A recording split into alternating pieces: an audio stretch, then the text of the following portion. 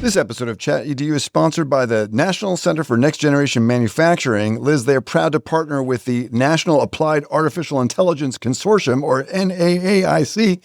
What are those folks doing? The NAAIC is hosting an AI summit called Building the AI Workforce Through Community Colleges on February 19th and 20th, 2026 at Miami-Dade College in downtown Miami. You love Miami. I just got back. Sponsored by Google.org, this national event focuses on the role of community colleges in AI workforce development. Limited travel stipends are available for full-time community college faculty. Learn more at www.naaic.ai. And listen, folks, at NAAIC, there's still time to bring Liz and I down to Miami because we like it there. I like it there. I love the beach. Okay. Liz, insult to injury. What do you think? That's bad. We don't want to add insult to injury. Can you imagine a bunch of kids getting caught using AI and then using AI to deal with getting caught? That's so bad. All right. It just happened. University of Illinois. Tell us about it. All right. So at the University of Illinois, over 100 students in this large introductory data science class. You seem delighted. It's just so bad. All right. Carry on. They were caught faking attendance because they had this like QR code based clicker quiz thing that they did in class. Yep. So two professors, Carl Flanagan and Wade Fagan-Olmschneider, discovered the fraud through server logs and IP data. And then what they got back was a flood of AI-generated apology messages.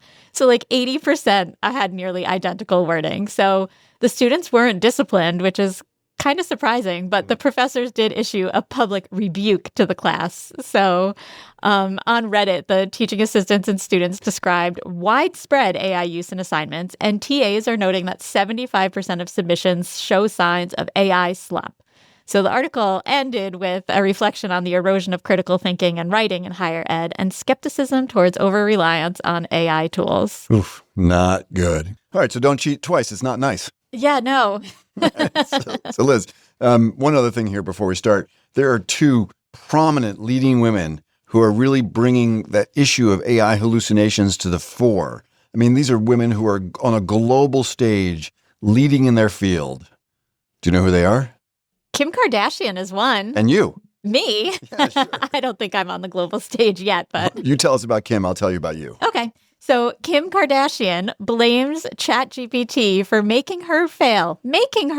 Yes. Multiple law school tests repeatedly. Made me do it. So this is from Fox News, and she revealed in a Vanity Fair interview that she has repeatedly failed law school tests because she relied on ChatGPT for legal advice. She admitted using the tool to answer questions by uploading pictures, but surprisingly, the chatbot gives incorrect answers. So despite her joking about her toxic friendship with AI, she did acknowledge that it sometimes responds by encouraging her to trust her instincts.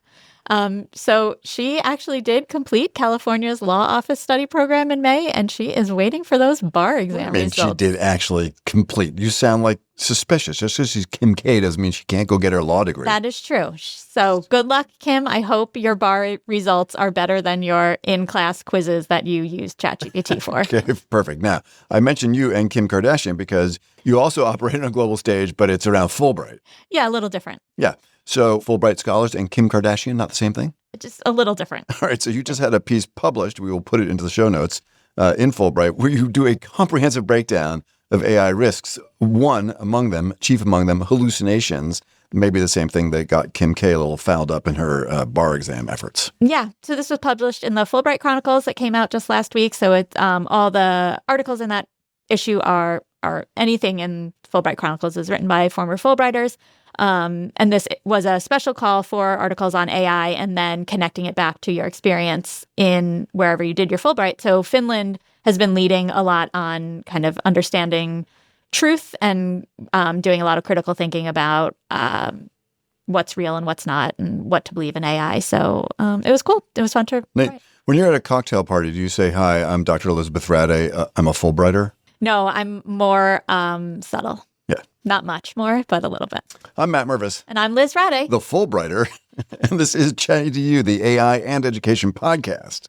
In this week's episode, From ChatGPT to Chat Group GPT, we'll explore OpenAI's reported rollout of shared group chats and theorize if there are any compelling education uses for a 20-person group chat with AI.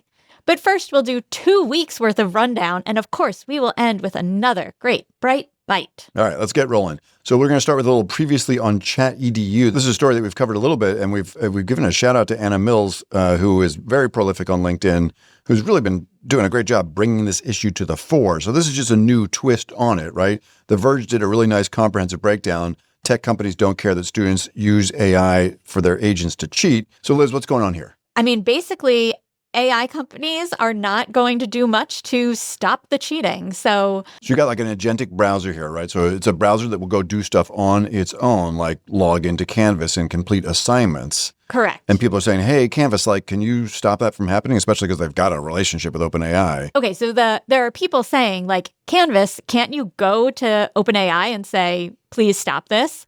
And Canvas is basically saying, nah. Right. They're saying, like, there's two things here. Right. Like, we're not going to do that. Thanks. Right. Thanks for the advice. They'll say it's super technical, like really, really hard to do, which is interesting because we have a tool we talk about a lot. We've got our micro-credential. We've got our student course. We have seen that ChatGPT's agent and the Atlas browser can totally log on to our course and do stuff. Mm-hmm. But it is possible. Actually, it's not relatively hard for us to block that action. We haven't yet done it, but we've talked to the developers and it's a doable thing. So at least in our world, maybe theirs is much more sophisticated, but in our world, it is possible. They also say they don't want to stifle innovation. So there's got to be, like, Canvas and Instructure have got a lot of interesting things that they're working on in the AI space. And so there's probably technical reasons that they don't want to do it, not that it's necessarily hard. Now, what got interesting is that maybe well over a week ago now, but we're getting caught up because Liz did this awesome interview last week with Maria Frederick on PIP and her celebrated book, which is forthcoming this week. No? 26th? 26th, next week. Fantastic. There's a discount code you can get. What is it, like RADA20? RADA30 until December 5th. Did you ever imagine you're going to have a discount code associated with your name? Never thought I'd have a discount code. So freaking often. But if you go to ASCD and want to order my book before December 5th, RADA30 gets you 30% off. I'm jealous. I want Mervis 40 or something. Cut out my profit margin. All right. Anyhow, so Amazon has gone to Perplexity. Perplexity is one of the folks that have had these. They have this agentic browser called Comet, and Comet can easily log on to any learning management system and fill out kids' assignments for them. They're actually so snarky about it. I'm just going to say they ran ads on social media saying, hey, like, go do this. And their CEO that next afternoon is like, oh, you wouldn't want to do that. So they're like both sides of one mouth. Nonetheless, Amazon, because it's running all over the Amazon site doing shopping for customers. So I'm like going to go to my Comet browser and say, hey, go buy me some sponges on the Amazon site. I don't know why that's necessary, but nonetheless. And Amazon sent them they're like suing them basically, sent them a cease and desist order. Well, so they have there's two things. One, there's ads, right? So they really want the human beings to like see the ads. And when the Comet browser goes around, it doesn't see the sponsored ad. Because do you sometimes buy like a sponsored product? Because it's just like, there, right? It's there, it's at the top. It's got a good score, blah, blah, blah. So, yeah, they don't want the Comet browser to be able to bypass that process. The other thing is that they have their own shopping agent named Rufus, his little big dog, right? Yeah, right. Have you tried it? No. Yeah, I haven't tried it. So Rufus is going to make $10 billion like on its own as a shopping browser. And so they don't want Comet in there doing stuff from Perplexity. They want to own it themselves. So what was curious, though, is that this is totally doable. Like when there's money on the table, it's easy for Amazon to stop this and sue Perplexity. Right. It's just that we operate in different circles where there aren't financial incentives that are aligned. I mean, there's some huge financial incentive to not allow students to go onto a professor's learning management system and use Comet to go fill out their coursework. They probably could get stopped, but it just doesn't exist that way. It's not that financial incentive. It's all about the Benjamins. Yeah. I mean, it's not easy to be a teacher right now. It is complicated, that's for sure. You know, and lots of folks are talking about durable assessments and shifting assessments, which is something we talk about all the time. But if you're in an asynchronous online learning environment, we have this ourselves, right? How do you make sure that this thing is like genuinely allowing students to bring their agency and intellect to the table? So, all right, let's talk about more good news. All right. So we're going to do a quick trifecta of stories about labor market stuff. And we cover these not because this is like chat labor market, but we cover them because implications in the labor market it's a signal about what we do in teaching and learning for sure. So the first is just in the Wall Street Journal last week called "The Boss Has a Message, Use AI or You're Fired." Now, Liz is going to tell us about this, but part of the setup is that we have such a contradiction going on here because in some cases, I just read this great piece at Yale where there's a lot of like, ban it, but then you go get a job and they're like, use it or get fired. We were at a soccer game and I was talking to a parent and she said, they count how many times a day I use ChatGPT and I have a goal for the number of times I'm supposed to use it. Really? Yeah. So, all right. So Wall Street Journal, boss says a message, use AI or get fired. What's this about? Yeah. So companies like Accenture are now terminating employees who fail to adopt generative AI tools like ChatGPT and Gemini. So the CEO, Julie Sweet, said that the firm is cutting workers for whom reskilling isn't viable, despite training 70% of its 779,000 staff. Across corporate America, workers not seen as adapting to AI quickly enough are being excluded from hiring, penalized for performance reviews, or laid off. And so these are, white-collar jobs, blue-collar jobs. Amazon and IBM are among them. AI adoption it's just a job requirement. So some companies are offering training. Others are expecting employees to figure it out on their own and how to use AI. This is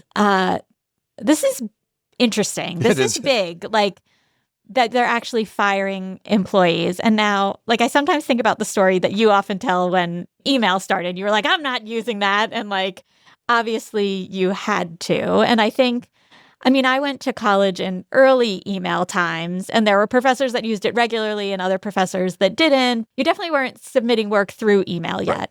Right. But I don't know. What do you think? Yeah, it's interesting that you bring up my Luddite style attitude in the early 1990s, because I'm just looking at this line that you read that says, that the firm is cutting workers for whom reskilling isn't viable in terms of AI use. Right. I'm like, what do you got to be like? This is the world's simplest technology. It's like, it's not viable, so it probably is attitudinal, right? Because my issue wasn't that I wouldn't know how to type into a box. It's that I had deep philosophical concerns, which I obviously was right about. Well, just this week, I was talking to a school leader who said, like, what do I do with teachers who don't want to get on board? Like, how do you get a teacher on board who isn't on board, whether it's morally, ethically opposed to AI? And I don't know. Like, I don't know the answer. You can't, I guess you could just fire them, but it's very hard to fire a teacher. No. And I don't think that that's the right way to go. No, it's interesting. Leon Furs had a great piece, and I use it in a slide during some of my keynotes, not all of them. He talks about these different personas. I may have mentioned on the podcast, so I apologize if I have, but he's got these personas, like 5 or 6 personas this is ways to learn AI, but I actually think of them as personas within a faculty. It could be higher ed or secondary or primary. So it's like people who will learn with AI, like as a coach, people who will like a, AI tutor, like, hey, I'm going to design an AI tutor for you. People who will help kids realize that when they're using Photoshop or Google, they're using AI. People who will know when not to use AI, but use AI as well. So like here we're going to do, like in PIP, you did a great example with Maria. First, we're going to do productive struggle. We're going to like really, just like blank page work on this thing. Then we're going to use AI to expand our thinking. One of his personas is basically people who you described won't use AI. And I always say that there's a place for those folks in the community, but the challenge is that they really have to understand the facts, right? Because their job, imagine the scale of this technology innovation. This is huge. There should be Luddites. There should be people who are critics. But they just need to be super informed, right? So if you're concerned about intellectual property theft, or you're concerned about the environment, or you're concerned about human authenticity, just be really informed so that you're helping students think critically. Because sometimes what I find is that people are like, I hate it. But like the depth of their understanding around the critique is not as deep as you would hope it would be. Right. What do you think? I think it's hard to force teachers to use any technology. Sure. And there have been things where it's a hard line. You are using PowerSchool. This is how we are doing grades. Yep. This is the grade book. You cannot hand me a piece of paper with your kids' grades anymore. But it does take time, and there are people that probably like jumped on PowerSchool really early. And I know that there are plenty of teachers that still keep their paper grade book and transfer their grades over into, I think my husband does. He keeps paper copies of everything and then transfers it over to PowerSchool. Partially because he's like, well, what if PowerSchool crashes and my grades are only in there? Like, God, could PowerSchool crash? Is that possible? Get hacked? Maybe we could build him a little agent that will like scan his paper things, then autonomously move them over into a spreadsheet, and then autonomously move them into PowerSchool. Nothing could go wrong there. Yeah, no, nothing. Okay, well, speaking of which, actually, it's a good bridge. So Microsoft, similar thing. Like Microsoft laid off, I don't know, almost 20,000 people over the last few years. And there was a big like AI rethink and, what's the roles and what's the jobs. And they have just started hiring back, which is interesting because most of the stories in the news have been about cuts. But it's the same thing. So Microsoft is going to hire, maybe another 5,000 new people, but they're all going to be, this was covered in MLQ.ai and other places, but they're really going to be kind of focused on AI and human collaboration. So they say that, this is human and AI, but it reflects a broader industry trend towards evaluating whether AI can or should do a job before assigning it to people, like transferring Adam's grades, right? So it's this interesting tension between, okay, yes, we want humans to collaborate with AI for greater productivity. We see lots of studies that demonstrate that. And that's a skill that we want kids, for instance, to know and be able to do. But we're also going to think about like, can AI do a big chunk of this job? And I just want to point out, you and I covered a quick study called GDP Val from OpenAI, where they looked at a whole bunch of like just long hours worth of human economically viable work to determine could the AI chatbot do it autonomously without human intervention. And it generally did not, right? Right. It just, it either, most often it didn't follow instructions. Yeah. So a second study has come out. We'll just drop a quick reference. We'll drop it into the show notes from Scale AI. This is a really big kind of infrastructure company. And they did a study called the Remote Labor Index. So this was super interesting. They took a bunch of work from like Upwork and explored them. They looked at over 6,000 hours of commissioned freelance work, which was a value of $140,000.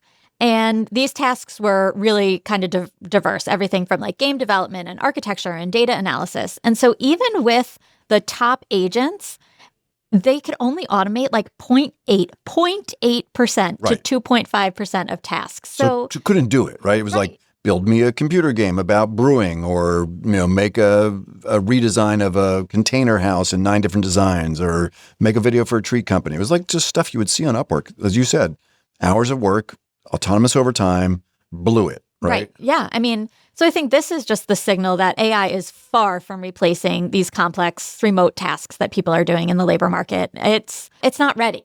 Yeah, it's not ready. Exactly. That's the bottom line. Yeah. But apparently the M-dash, you can now fix the M-dash problem. Is that right? Well, that's what everybody on LinkedIn was saying. I don't get offended by the M-dash, although when I was doing stuff yesterday, there were less M-dashes in my writing anyway. I'm almost going to get sad despite all of my, yeah.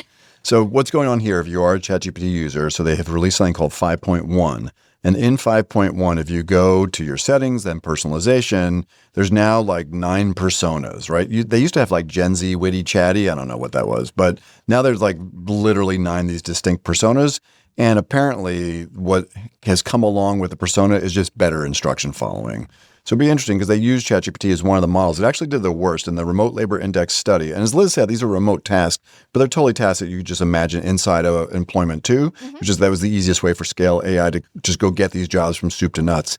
Manus AI did the best. It was like 2.5%, I think, of success rate, which is a Chinese model. And ChatGPT, I think, did the worst of the 4 or 5 that they studied. But now with this enormous tide change in ChatGPT 5.1 and instruction following, maybe they would do better. We'll see. All right. Liz, it's been a little while since we've done a prompt drop. That's true. So we're going to do a prompt drop followed by a Gemini Gems hack, followed by a gem collection, which is giving me like serious Bernie Dodge. Do you remember Bernie Dodge? No. Do you remember Kathy Schrock? No. Oh, our age difference. It's killing me right now. I know some of you folks in the audience do. So Bernie Dodge was basically like invented the web quest, right? And so there used to be this like big Bernie Dodge index, and Kathy Schrock had one as well. She is still a very famous like ed tech pioneer, did a lot of training and keynotes and all that kind of stuff. So anyhow, if you look at this thing called edugems, and you lived in the web quest era, you'll feel the Bernie Dodge vibes. All right. All right. I'll trust you. All right, so let's start with the prompt. I don't know if you got a chance to try this, I Ron. did. I tried it actually with a couple of different things. All right, cool. So run us through us, and we'll put the prompt in text into the show notes. The prompt is, help me understand this resource step by step. Go from high-level, simple explanations to incredibly low-level, detailed technical explanations until I understand it. Do not advance without confirming that I understand each step with a quiz question first. Insert resource below. So it could be a paper, it could be a technical document. So I did a couple of different things. Okay. So I started with a report, a deep research thing that I had pulled together on mastery-based grading. Perfect. Which is a topic I'm like super passionate about and love. So it started with the high-level conflict. It summarized everything, gave me some great, it made a little table in here. And then it asked me a quiz question, a multiple choice quiz question, and I got it right. Yes. Yes. And then the mid-level detail, it went into the benefits and consequences of mastery-based grading. So, and that was kind of the report was about unintended negative consequences. Is the quiz question based on the summary they provided or because you read the actual original report? I think if you just read the summary, you could probably get the quiz question right. Okay, that's just fine. It's like, it's a distillation thing. Yep. All right, cool. So then this mid-level, it went into the pros and cons, benefits, consequences, and then once again asked a quiz question about a piece of evidence for the unintended negative consequences of lenient grading. And that definitely came from the summary. Okay, you got that one right too? I got that one right too. Shocker. Go ahead. And then the following thing, the low-level detail was the psychology and the solutions. So they call it the low-level detail, but it's really more granular detail, I think, if I'm understanding correctly. Yeah, but I also have to say for every single one of these that I did, it really was much more following like the first part of the article, the second part of the article, the third part of the article, which, so it didn't feel like the overall summary was high level of the whole thing. It felt like it was more that it walked me through the three kind of pieces of the article. So. And that could easily be fixed by just changing the prompt, right? So you'd say rather than do this chronologically, like take the article into whole or the resource into whole, and then go from high level to mid to more granular. Exactly. All right. Did you have a better or different experience on another one? So then I put in some curriculum from NGSS on physics, which is something that I am not really great at. Excellent. And did not get the questions correct because I really didn't have an understanding from just the summary of what was actually happening. Okay, that's fantastic, right? Because anyone who's kind of thinking about cognitive offloading or lack of critical thinking, what that's telling us is that you really do need to you need to look at the resource with some authenticity. This is just a way to like check your understanding. Yeah. So I got like the high level questions correct, but then this was about, I don't know, physics and car crashes, and includes like actual theories and momentum. And I definitely did not get the correct. Okay. I'm just delighted it wasn't a knitting article. So thank you for being brave and stretching outside your area of expertise. Yeah. Well, I wanted to make sure that I pulled up something that I didn't know. Exactly. That's fantastic. And I do not know physics. I was really trying to find a good article on quantum, but I couldn't find a good one. Oh my God. Liz is becoming the queen of quantum here at Advance. So I'm sure we'll talk more about that over time. We have a cool partnership with the Southern Connecticut State University, who is our partner on the micro-credentials, is doing awesome work. Awesome work. Dr. Christine Broadbridge is Liz's partner in crime on that one. Okay, so that is a prompt. Now, we said we got a gem hack. So I think most folks know, but gems are these very interesting customizable chatbots. You can easily share them, which makes them a little bit more advantageous than a custom GPT. Plus, they're in a FERPA compliant platform, all sorts of stuff. And so a lot of people are starting to build these. You and I are building them a lot in professional learning we're doing. Is one of the most enjoyable kind of sessions that we wind up doing. People have a great time building gems. Yes. But you can share a gem pretty easily, but sometimes you want to share one and have someone make a copy of it, right? Right. Because you don't want them to change your stuff. Yeah. And they also want to customize it a little bit more. Yeah. So there is a way to do that. Okay. Can you walk us through it? Okay. We're going to have to put the screenshot of this thing because it's not simple. Like in the good old days with Google Docs, you just put like /copy at the end of the URL and it would automatically let someone make a copy of the doc or the form or whatever it was, right? Right. So this is a little bit more complicated. So you're going to get the share link the way you always do with the sharing, making sure that the sharing setting is anyone with the link can view. Okay. So then in the URL, where it says gem, you have to change it to gems and add /copy/ after gems. And then you have Again, we'll put the screenshot or the instructions in the show notes. And then you have to just delete the question mark USP equals sharing. So we will put it in the show notes, but this does force people to make a copy so that they can use it and play with it the way they want. All right. Whew. By the time this episode comes out, someone at Google's going to just fix that and make it /copy. Probably. Nonetheless. All right. Now, going back to Bernie Dodge and Kathy Schrock, right, and WebQuest. So part of what was so cool about WebQuest is that, it gave a consistent format to really engage with content on the internet. Gems are a whole different animal because it's got a language model behind it. But there are people who are absolutely getting hip to the idea. There's sharing vibes going on. There are. That you can build gems and share gems. And so edugems, I think, is one of the very first resources we've seen that has done that. Yeah. So tell us about edugems. You've checked it out. I did. So there's, it's got all these different categories that, and these are different even from last night when I checked. Oh, wow. ACT math practice and was not up there yesterday. So, all kinds of different things. So I loved the AI prompt architect because this is one of the things I show in professional learning a lot is that you can use AI to write your prompts. Yes. And so people are like, that's so cool. Like, what a hack. And I'm like, yeah, I can't even think of my own prompts anymore. I've been so brainwashed. Well, and because the custom instructions on a gem is a lot bigger than a prompt, right? Because you have to it's multi-turn, So I was just in Wyoming with this group and this woman wanted to build a gem about quilting. I think it was an adult-facing thing, but she was just practicing. But why did you not call me in the middle of your professional learning? I need to ask her for it. But and I'm not going to get this right, so you're going to be so disappointed with me. But it was about quilt finishing, which is a topic she knows a ton about. Mm-hmm. But she wanted to be this really interesting multi-turn experience. So we basically went over to Gemini, another window, and just said, write a detailed set of custom instructions for a custom chatbot about blah, blah, blah, blah, blah. Make sure it's multi-turn. And it just does such a good job, fleshing out the instructions so that when the user goes there, it's like, hey, let's look at your quilt. And it knows exactly what to do step by step. And it's adaptive to whatever the person says, right? Right. And that's really important when we're building gems for students, because that's usually what we want the AI to do with the students is go back and forth and keep prompting them and quizzing them versus engage them. Right. Versus some of the gems that I've built have really been just not a one-time use, but Adam's gem for writing his emails. I just want him to be able to dump in the homework and the important events for the week, and it's just going to write the email, right? So it's not a back and forth. And that's similar to... That's a rinse and repeat gem, which is different than an interactive gem for a student. Correct. 100%. But so I played with a couple of these different ones. So the AI prompt architect is really fun. It helps you build some really great AI prompts from scratch. Okay.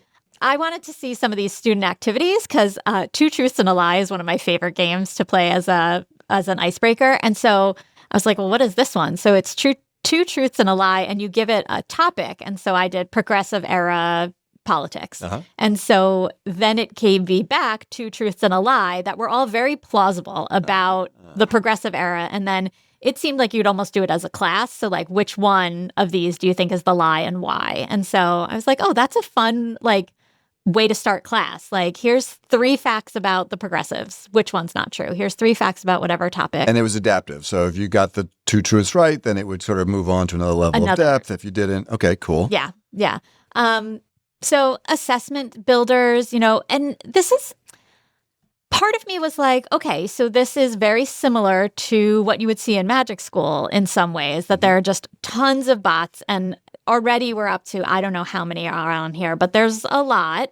And I'm assuming it's just going to keep expanding. So is it going to become overwhelming the way magic school sometimes feels overwhelming? Because there are also things here that are great and high level and really deep, like even the Two Truths and a Lie. The lesson hooks one was really interesting because before it gave me lesson hooks, so I said, we're starting a 9th grade unit on the Roman Empire. And before it even gave me lesson hooks, it wanted to know what was the purpose. Are we assessing prior content knowledge? Are we establishing relevance? Are we targeting a known misconception? So I said, create cognitive curiosity. So then it wanted to know time and resources and formats. Does it need to be under 3 minutes? Does it need to be a specific format? What kind of materials do you have?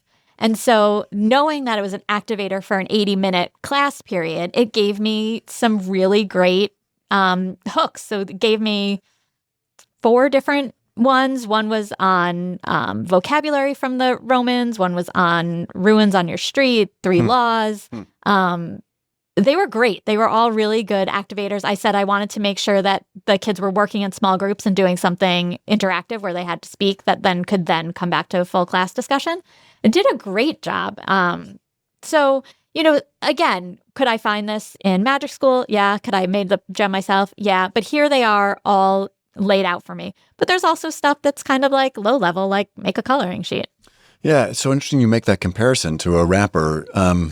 I almost look at it a little bit like our prompt library. So whenever I take folks to the prompt library, I say this is not meant to be your final destination, right? Which is how I would feel about Magic School. I mostly just want folks to see some models of, it's just like meant to be generative to get the wheels spinning. And I think this is the same thing because this shouldn't be lock-in, right? It's not like, oh, you got to use the edugems platform in order to exist in this, world either in terms of student-facing or teacher productivity. It's like, here's a bunch of gems. You can go look at the instructions. That's the most interesting part. And this is what I found when I'm doing professional learning around it. There are some people who understand immediately, like this is sort of deep end of the pool a bit, right? When you're working with teachers. So there's some people who intuitively understand like, okay, it's a custom chatbot. I got to write these instructions, blah, blah, blah. I can use Gemini to help me. That's great. There are other people who are like, what in God's name are you talking about, right? And or when would I ever use this? Right, I get a lot of like, I don't know, what would I write a gem for? Right. So edugems, for me, winds up being, I'm sure there'll be many of these to come out, but it winds up being like, here's a place to start if you're just like not sure either how these things work or ideas around them. The big caveat should be all the time, too, that I think that, we don't always remember to say is AI hallucinates and your gem will hallucinate too, right? So, 2 truths and a lie could be 3 lies. Yes. Or 3 truths. Or 3 truths. So, and not to throw cold water on the whole thing, but I think it's important to keep it in mind. All right. Very cool. Thanks for taking a good look. So that is a prompt, a gem hack, and a gem library. Yeah. Fantastic. All right, cool. So now let's talk about millions of dollars to go fund new gems. Not exactly. But it is worth sharing. This is a super tight timeline, but we've heard a lot of things from the U.S. Department of Ed here in the States about like new funding opportunities. Now, there's been a couple through NSF, but now there's $50 million of federal grant competition money that is available directly from the U.S. Department of Ed. We'll put the link into the show notes. Mostly targeting higher ed, and it's due like tomorrow. Not quite tomorrow, but December 3rd, which is tomorrow. May as well be tomorrow. All right, tell us about it. So there's 2 absolute priorities for this AI effort. Absolute priority 1 is using AI to improve student outcomes, such as personalizing learning, tutoring, detecting disinformation, or reducing administrative burden. So this encourages partnerships with K-12 schools and college and career navigation. And it's really higher ed pretty much, right? Yeah. I mean, it seems like you have to, I could be reading it wrong, but it feels like you need to be kind of higher ed to get the dollars here. It looks like that. The second absolute priority is expanding AI and computer science education across higher ed institutions. Okay, so that's where that hook is. Gotcha. Yeah, so this one is definitely higher ed and includes integrating AI into teacher prep and dual enrollment programs for high school students, and increasing access to AI credentials in rural areas. Yeah, we're working on a couple projects here in Pennsylvania as well, where we would love to actually get your student AI literacy course dual credit enrolled with a higher ed institution. Yeah, that'd be great. So you're both getting some AI literacy and also getting some early college credit. So we'll see how that rolls out. So the projects are like reasonable in size, right? So you can apply for between $1 million and $4 million over 48 months, so over 4 years. Sorry. So you can apply. Did you need a gem to translate that? I did. Right. So that's a lot of money, $1 million to $4 million over 4 years. But as we said, applications are due like tomorrow. Yeah. All right. I mean, honestly, we're looking at this and our whole thought is, okay, great. We're going to, hopefully this is still a new but now sustained grant initiative. Right. And so we're thinking about 2026 for an application, not 2025. Correct. So if you're a higher ed institution that listens and you want to do a dual enrollment for student AI literacy, drop us a note at chatedu@edadvance, which is edadvance.org. Fantastic. If you enjoy our insights on AI and education, don't miss out on our next 6-week AI and education micro-credential launching this winter in partnership with Southern Connecticut State University. This self-paced online course for educators and leaders in primary, secondary, and higher education across the globe covers AI essentials from foundational concepts to advanced skills like prompting, AI-driven assessments, and multimedia creation. We've added a bunch of new content for the winter cohort, including a focus on emerging risks like AI companions, energy, and the environment. We'll dive into the latest on Notebook LM, which could be a course unto itself. There are new student AI literacy resources in the Future Focus module, as well as important updates on student-facing tools like custom gems and guided learning in Gemini. And finally, we've added Google Vids to our great collection of multimedia AI tools that we cover. Each cohort includes 4 live Zoom sessions for hands-on support, and participants earn a Credly digital credential upon completion. Visit skills21.org/AI/micro to sign up now. All right, listen, Liz, we don't talk bubble here very much. No, because I don't sometimes there's some understand bubbles it. in your hot chocolate. But Barely. you don't understand it? Let me give you a breakdown. I don't understand economics at all. So if you spend $1 trillion, but you only make $1 billion, and that's not exactly the math, but let's say you spend $1 trillion and you make 100 billion, which would be the best case scenario right now for OpenAI. That's only 10%. Right. And so, but if everybody invests in your stock, well, they're not a publicly traded company, but if everybody invests in NVIDIA and all these other companies, and then everything gets all frothed up, and then people realize, oh, wait, there's no way in God's name that they're going to make the trillion plus and become profitable, that's when you get a bubble. That is the most horrible, quick definition by me for a bubble. I still don't understand. All right, well. So then what happens with the bubble? Well, everybody goes, oh my God, they're not going to make that kind of money. And then the stocks, lose money. And so if you put money in it, you lose money. Yeah, sure. If you bought NVIDIA stock believing that all this crazy AI stuff's going to happen, they're going to cure cancer. And it turns out that they said, we're going to spend several $1 trillion, but not make enough money back. Eventually, all the people invest in it. The market shifts, the market adjusts and says, oh, that's not going to work. And then all of a sudden, this is what happened in the .com era. Everybody said, oh, pets.com is going to make $1 billion. And so they bought the pets.com stock. And when they realized that pets.com was not going to make $1 gazillion, pets.com went from whatever to 2, Is that what happened with Elizabeth Holmes? That's so interesting. No, not really. But we can talk about Elizabeth Holmes another time too. Well, here, the story is actually the reason, because I'm also not and some of you may send an email saying, Matt, you didn't quite get that right. But one of the things I love about JP Morgan just put out a study that said essentially that AI collectively needs to make $650 billion annually for 10% ROI. So basically, in order to make the money on that investment of the data centers and the energy, right, they have to make a certain amount of money so that they're profitable. And if they're profitable, whatever we bought the stock at is great, no problem, right? JP Morgan breaks this whole thing down so we can understand it, right? So $650 billion is what all the companies need to make. Anthropic, OpenAI, Google, in order to be profitable. So what is $650 billion annually? So you have an iPhone, yeah? Yep. Who pays that bill, Adam? No, I pay that one. Really? Yeah. Why? I don't know. It's the only bill I pay. Generally, for the listener, Adam runs Adam's everything. in charge of everything. Everything, right? All right. So do you know how much you pay for your iPhone? Oh, no. It automatically comes right out of my bank account. Well, if you went home and said, honey, we have to pay $35 more a month each month for our iPhones, my guess is that Adam might think that that's not a fantastic idea. But that's for all the iPhones, the equivalent to get to $650 billion means that all the iPhones in the world would need another $35, right? How many iPhones are there across the world? Do you know? 7 billion. 1.5 billion, but 7 billion was a good guess. That would be like the entire population in the world. It'd be like everybody but 1 billion. Isn't that amazing that 1.5 billion people have iPhones? So that's what it would take to make 650. So every single iPhone everywhere in the world to make 650 billion a year. Or the other alternative that they share is Netflix. So you could pay additional $180 a year for your Netflix account. Adam pays Netflix. Adam pays Netflix. All right. So if I told he would Adam, immediately end. right, he would cancel, right? So it was a really interesting way for them to break down, like, what would this really look like in real time? Now, bear in mind, like, how do people make money in the world of ChatGPT right now, at least pre-enshittification, is the subscription. And only 1% of the people actually subscribe to the tool. Right. If the enshittification reference doesn't clock, go back and listen to an episode called Signing Off of ChatGPT that we did a little while ago.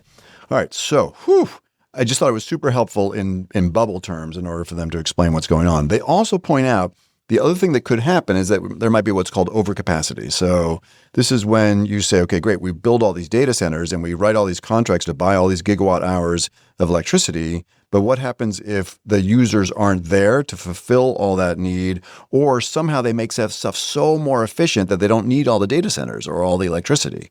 Now, the users are probably there. Like, everybody's in love with their ChatGPT, like literally in love with their ChatGPT. Right.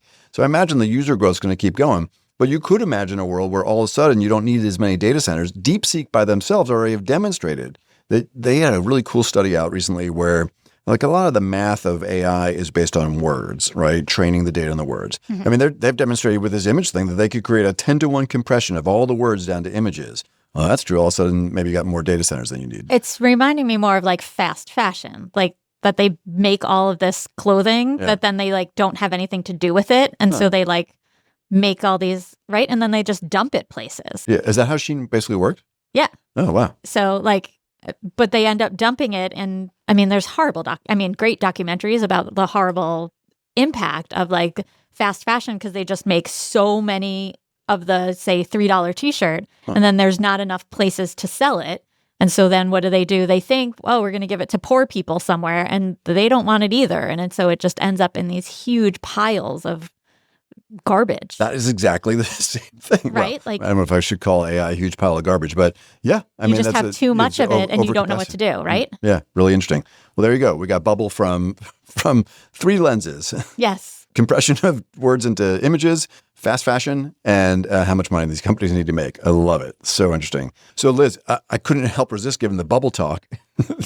It's Bubble Talk with Matt and Liz. Yeah. I saw this really funny, like, we didn't start the fire parody around bubbles. So here, I'm just going to play a little clip. Here comes another bubble. It's a monster rally all around the valley. Demos filled with sleight of hand. AI rappers barely stand. But if the hype is big enough, no one asks you to prove stuff. Blitz scale, pivot, higher, fast. Fail up, just outlast. Moonshot deck, then extend. How do you like that? I love it. There Any you go. Billy Joel parody, I love it. Right. Now, we have to say real quickly that it's not like it's all sleight of hand, which is what that parody basically describes. Right. One of the tools that you and I talk a lot about is Gamma, right? Yes. Tell us about Gamma. You have a love affair with Gamma. Gamma is great for making slide decks. So you can do it in a whole bunch of different ways. You can put in a topic, it'll make a slide deck. You could put in a doc, it'll make a slide deck from the doc. It puts in great images and people love it. Yeah, and there's actually a good amount of human in the loop because essentially you put your prompt in or your text in or your file, and then it gives you an outline. You can modify the outline. Absolutely. Yeah, so it's not like you can change the images. You can right. It's not just like pure magic where you're offloading the task. But for people who spent half their lives building PowerPoint decks or Google slide decks, I mean, it's pretty powerful. Now, it turns out it actually does just fine too, right? So they're making $100 million annually with Gamma, and they're not the only folks that are doing this, but they only have 52 employees. So you're better at math than I am, but I think that means that for every employee, they're making $2 million of revenue. Yeah. Yeah. So, I mean, yes, it's true. OpenAI may spend $1 trillion and only make 12 or 20 billion, and that's a problem. But there are application companies like Gamma that are absolutely crushing it. I didn't want to just sort of talk about this bubble story from JP Morgan without pointing out that there are lots of companies, and this is different than the dot-com era, that are doing quite well. Yeah. What does this have to do with K-12 education? Not a lot. Well, I think it has a lot to do with K-12 education because good. I think kids are asking the same questions. Like these are all the things, I mean, building the data centers is the environmental impact, right? And kids are asking about that. And we should be teaching along with how to use all this stuff, like the literacy part of it. And, if you teach economics, if you teach history and you can bring this in, I mean, there's a lot of different, you teach math, you can bring this in. There's a lot of different real world applications of what's going on economically to talk about with AI. Yeah, no, you're absolutely right. 100%. So I take it back. I'm really glad we talked about it. Every week we're going to do a bubble story. No. I don't understand bubbles enough to do that. But I think you're right. And it goes to that Leon Furs story about different types of folks, in roles that you might have as a faculty person or a professor. So great, understand as intricately as you can the environmental impacts or the connection between the spend and the environment and electricity use. Perfect. I presented last Monday to a group of Fulbrighters and Wait, are you a Fulbright? I am. Oh, cool. On the chat, there was a lot of discussion about the environment, and some people brought up I hear it's X numbers of bottles of water for every time you do this, or it's... Did you throw cold water on that? I did. I said, well, do you stream?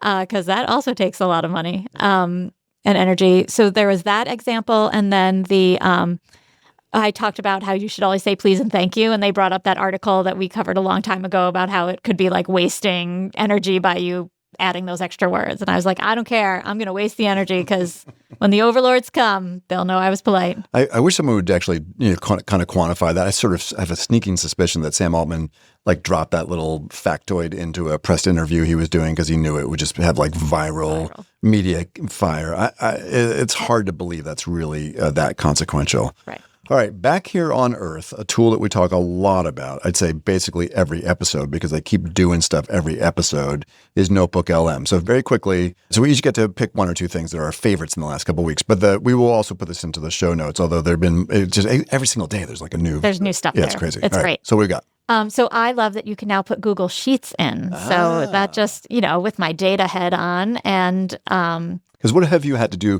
Because we've made the case for quite some time now that Notebook LM is a fantastic data analyst tool, but how have you gotten the data in? So I've had to do a lot of cutting and pasting and, convert a spreadsheet into a PDF. Right. Which doesn't make it great when you have to go track back to find the source. Correct. Right. So now you I can can just put a in my sheet in in directly from Google Drive. Can do. Love it. All right. Let's see, what am I going to pick as my favorite? Oh, deep research. This is interesting. It's not in everybody's account. That same trip when I was in Wyoming, someone's like, what's this deep research thing? I was like, wait, dude, you've got that? I don't have it. But yeah, in find sources, so you can, as we've talked about, you can manually add your own sources. That's the anchor of a notebook. But they've also added a lot of nice functionality where you can find sources externally. So if you're doing a thing on, culinary gastronomy or whatever in Japan, you can find sources. So they have fast research, which is like a quick, query, and then deep research, which I guess will, be more like deep research. Cool. All right, cool. One more good one. Oh, the video thing. It's really neat. So in the video overviews, which you mentioned a couple weeks ago, I believe your phrase is that it got nano-bananified. It did. So they used the new image tool to make them better. You can now not only pick from all the various styles like anime or whiteboard, but you can also, there's a little button that says custom, and you type in the style that you want it to be. So I tried one last night where I said New Yorker cartoon style. Oh. And it was close. It wasn't perfect, but it was pretty darn close. And so it applied this like whole unique style. Yeah. So I don't know, like maybe it'd be cool if you could upload an image like ChatGPT Blue Studio style, and then it would kind of go from there. So yeah, all sorts of good stuff. Notebook just get better and better and better. Yes. All right, Matt. Well, now it's time to go beneath the surface as we talk about how ChatGPT is sliding into our group chats. Sliding in. Well, like that's very hip, Liz. Yeah. Did your daughters give you that phrasing? No. No. Sorry. Did I trigger you? Yes. Okay. All right. So I saw this over the weekend, sitting in some airport, and then this has now come out in the news. It was on social media originally, just some screenshots. So originally I thought this was just like maybe a thing, like vaporware, but it's a thing. We have a great colleague named Jody Minotti. We've mentioned him here on the podcast before. And he's built a very cool kind of special education, highly customized bot for like very discrete work, customized specifically to our state, for instance. But one of the things he asks me all the time is like, isn't there a way where I could get like the whole team that's working on the IEP on the bot together, like a Google Doc? I'm like, dude, it's just not a thing, right? Right. It doesn't exist in the world of AI land, so we can't make it happen inside our environment because we're basically sitting on top of. We are a wrapper, Yes. Very highly customized wrapper, but nonetheless.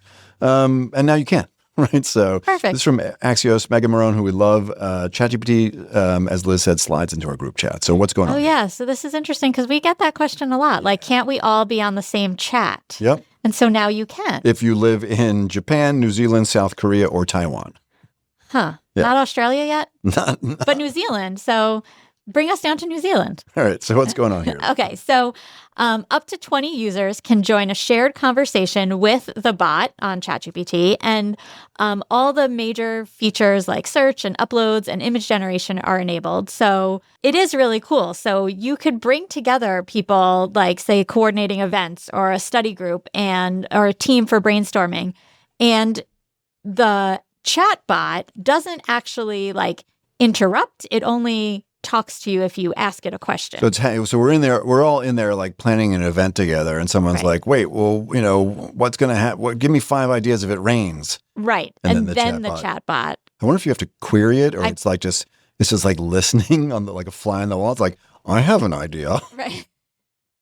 It's wild. It's going to be so interesting. And much like all things in AI is this a problem in search of a solution, or is it a solution in search of a problem? I don't know. So one snarky thought, not that I would ever have a snarky thought, but it could be that this is a way that they can increase. So they have 800 million people, about a tenth of the world's population. And I think you can add people who are outside of the ChatGPT environment into your group chat. So let's say we got 10 people or 20 people and 5 of them don't currently use ChatGPT, and you add them and they have this wonderful experience. It's like, there could be a way to convert users. But all right, so you did a little noodling because you're a great world-class noodler on like use cases in secondary, post-secondary ed. Anything like really, you mentioned a couple already, but anything that, and we've talked about IEPs and, kind of student support team meetings, which does feel like a pretty authentic potential use case. Again, bearing in mind that the AI could hallucinate, but go ahead. What else could they do? I mean, I think there's, capstone project teams, like if a whole group is working on a project together, bringing in like the notes from a meeting or generating, I mean, this could really be any meeting, right? It sort of reminds me of having like an otter in your Zoom that at the end, like summarizes the conversation and puts the action steps there. But it could jump in the middle. But this can you actually are asking it questions as well. It's not just your AI like note taker. It's also your AI companion that you're then saying like, give me 5 ideas, or like, okay, this is a great idea. We need a slogan now. So, I think a lot of this is going to come down to whether or not you query it or it just jumps in autonomously. Well, it seems like you're going to have to. For now. No, that's true. I mean, because people are definitely like, there's some social discomfort, risks of bot interruption people are worried about. And then, I mean, there's also the worry that people are like, you're going to use my group chats to train your thing. Like, I mean, obviously you're going to have to add the AI to your group chat. So it's not going to be on like my camp friend chat, but it would be like, but I could see you and I having a chat stream about the podcast. Sure. Because you do a lot of stuff on chat around the podcast and then you just kind of share pieces. Yep. But I guess that also means you'll have different group chats, which I guess you do anyway, right? Like, so we'll have a group chat with our AI bot, and then you and I could have a group chat without an AI bot because we wouldn't want the AI bot to see everything we talk about. Yeah, again, solution in search of a problem. Right. I don't know. All right. So, but you thought a few, like a faculty lesson study could be interesting. You could see, almost could see like dual enrollment, cohorts that are trying to kind of work through concurrent enrollment assignments where you're trying to articulate curriculum. But I think, there's examples of students using it as study groups, right? Yep. So like we're working on this study group assignment and then, working together, and then you can query the chatbot and say like, hey, Matt says this, Liz says this, give us the pros and cons of these 2 ideas. Yeah, it might be interesting. I just, we've covered this, but the statistics of the drop in either office hours visits for college professors or posted discussion boards have dropped so dramatically because people are talking to the AI rather than going to visit the professor. Right. So maybe if they're like now coming together human to human, it's more social learning with the AI. Possibly. You can feel the kind of question marks all over this. And when we don't have it here in the States yet, I'm sure we'll continue to keep an eye on it, but we did want to bring it to the brief beneath the surface. Yeah. One of our listeners pointed out to me that the beneath the surface is kind of like a little bit of a head fake because we make it the substance of it's the headline from the story, but we wind up really talking about it for a couple minutes after discussing 62 other things. So it's true. Fair point. Thanks. Point taken. Okay. All right. Speaking of stuff at the end of the episode, I believe it's time for a Bright Bite. Okay, listen. So this is maybe the end of the Google run, but we have had many, many, many. We did Streetlights 2 episodes ago. We've talked about FireSat. We talked about Flood Hub. Yes. Now, interestingly, Google has started to take all these things and put them together because they also have Google Earth. I don't know if you've seen, but Gemini is now in Google Maps. There's some really interesting stuff you can do with that. Oh, really? Yeah. So this is now a thing called like Earth AI, which is trying to integrate all these various inputs and others into a unified kind of comprehensive geospatial Gemini-powered thing. Okay. All right. So new updates and more access to Google Earth AI. This is from the Keyword blog. It's actually from the end of October, but been meaning to bring it forward here. So Liz, just give us a quick rundown here. Google is expanding its Earth AI platform, which is combining decades of geospatial modeling with Gemini's advanced reasoning. And this is going to help enterprises and cities and nonprofits tackle some urgent global challenges. New features include geospatial reasoning, which links weather and population and satellite data to assess risks more holistically. Gemini is now integrated into Google Earth, which enables fast analysis of satellite imagery to detect events like algae blooms or dried up rivers. So there are some trusted testers on Google Cloud who can access Earth AI models for customized insights. And early users include WHO Africa for cholera risk, Planet for deforestation tracking, and McGill for hurricane insurance response. Yeah, I read a piece on the WHO and the cholera component. I mean, it does make a lot of sense, right? And this has sort of been Google's advantage all along. They just have tons and tons and tons of data. They're putting that data across the platform. They're putting it across Earth and maps and everything that's in Gemini. It does seem like, I mean, one of the reasons that we wind up having so many bright bites about Google is that they just have the funds, right? They have the resources in order to do all the stuff, all the folds, AlphaFold, AlphaEvolve, right? Alpha Geometry, on and on. AlphaGo. Move 37. Go. Is it 37? I think so. Yeah. This just reminds me of the when I played with the Google Quest, the Google AI Quest, and how the one that is out there right now is on flood detection, but you go through and gather up all this data and then you decide how you're going to use it. And I just showed that I was just at NSTA last week in Minneapolis and had two fantastic presentations. NSTA is the National Science Teachers Association. Great, just to make sure people knew. So I showed a bunch of people there the Google AI Quests, and I had polled my room of probably 50 or 60 people before we started, and only 3 had heard of Google AI Quests. And so I was like, you are going to want to go home and play with that tonight. So nice flex, by the way. Yeah. I saw a picture of Liz's. It was a standing room only crowd. It was great. Yeah. It was really fun. Where are you going to be next? AESA with you in 2 weeks. And that is AESA is the National Association of the USes. So the educational service centers all across the country. Yep. We're going to be in beautiful Colorado Springs. Yes. You're doing a session on PIP and something on AI with you. Yeah, micro-credentials. Yep. Jonathan's doing one on Chesterton's fence. Okay. What are you doing? I'm doing one on, I don't recall. Oh, great. Good pitch. I'm doing one on leadership decision-making on some of these critical AI questions. All right. Fantastic. We are busy. All right, so next week you're away. Costa Rica. All right, so do you want to wish the listeners anything you're grateful for? Because I don't think you'll be here right before the run-up to, in the States, Thanksgiving. I am thankful for the podcast and our friendship, Matt and Mervis. Same here, my friend. I'll say more things I'm thankful because I'll be here next week with Tom Scarice, who is the superintendent of Westport, Connecticut. Awesome. He's standing in for Liz. He is a regular listener, so he should be able to just hop on that mic with no problem. They have been doing some really, really interesting work in the district. Fantastic. Yeah, so we're going to just we'll talk about the news and stuff that's going on, but also absolutely, stuff that's happening there in the district. Sounds great. All right, well, Liz, I believe it is time to roll the credits. As always, we'd love to hear what you think, so please let us know at chatedu@edadvance.org. That's EDADVANCE.org. And also rate, review, and subscribe to the podcast on whatever platform you are using. Chat EDU is brought to you by EdAdvance, the nonprofit regional education service center in Litchfield, Connecticut. This episode of Chat EDU is sponsored by the National Center for Next Generation Manufacturing. Chat EDU is recorded, edited, and produced by Andre Angelo and Justin Pasco, whose dedication and expertise bring our discussions to life. Chat EDU's executive producer is the multi-talented rock star Cameron Audia. Additionally, we are grateful for the support of our colleague Gary Robinson, and we appreciate his time and talents. And of course, a big Chat EDU shout out to our fearless leader and executive director, Jonathan Costa, for inspiring the pod. And finally, a heartfelt thank you to our listeners for joining us on this journey exploring the thoughtful and innovative integration of AI in education. Hello, everyone. My name is Jonathan Costa, and I am the Executive Director at EdAdvance, and I want you to know how much we appreciate our listeners.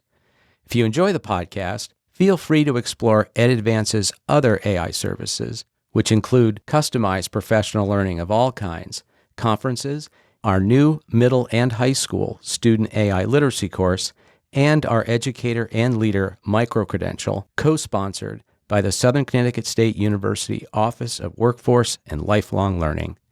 Just visit skills21.org/AI to learn more. That's all for now, and thank you for listening to Chat EDU.